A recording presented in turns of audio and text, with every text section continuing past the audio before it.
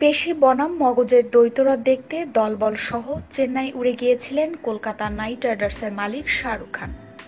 M A চিদাম্বরমের ২২ গজে তার সেই বাহুবলী আন্দ্রে রাসেল ৪৪ বলে অপরাজিত ৫০ রান করেও দিয়েছিলেন, কিন্তু দলের বাকি ব্যাটসম্যানদের ব্যর্থতায় শেষ পর্যন্ত মাঠে বসে বাদশাকে দেখতে হল চেন্নাই সুপার কিংস অধিনায়ক মহেন্দ্র সিং ধোনির মগজের জয়।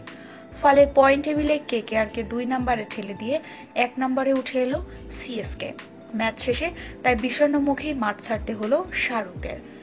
ম্যাচ শেষে শাহরুখের টুইট, চেন্নাইয়ে খুব আনন্দ হলো, দারুণ খেলেছে সিএসকে, আমরাও নিজেদের সেরাটাই দিতে চেয়েছি, কিন্তু কখনো সেই চেষ্টা কাজে দেয়নি। সিএসকের বিরুদ্ধে ১৬ বল বাকি থাকতেই ৭ উইকেটে হারের সঙ্গে বড় ধাক্কার রাসেলের বাঁহাতের কবজিতে চোট।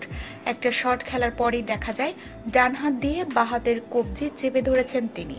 এরপরেই ফিজিও মাঠে ঢুকে স্প্রে করে দেন কবজিতে। যদিও রাসেলের পরে ব্যাটও করেন, ৪ ছক্কা মেরে নাইটদের রান ১০০ পার করে দেন, ফিল্ডিংও করেন। সাংবাদিক বৈঠকে পীযূষ চাওলার কাছে জানতে চাওয়া হয়েছিল রাসেলের চোটের ব্যাপারে।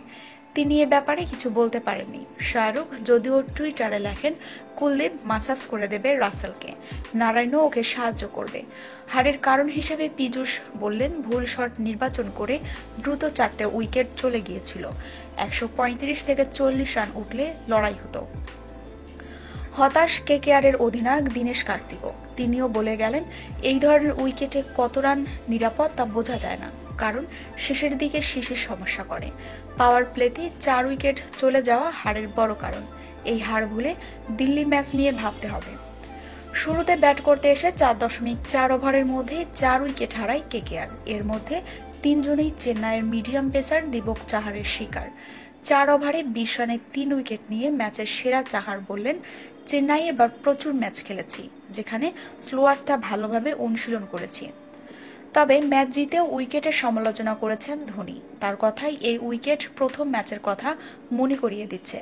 আমরা সমস্যায় পড়লেও শেষ পর্যন্ত জিতে ফিরেছি, তবে এই ধরনের উইকেটে খেলতে চাইব না। রান খুব কম ওঠে। ধোনিকে প্রশ্ন করা হয়েছিল তার ২ স্পিনার হরভজন সিং এবং ইমরান তাহিরকে নিয়ে। সে প্রসঙ্গে ধোনি বলে যান, বয়স যত বাড়ছে তত উন্নতি করছে ভাজি, আর ইমরান তো যখন প্রয়োজন তখনই উইকেট তুলে নিচ্ছে।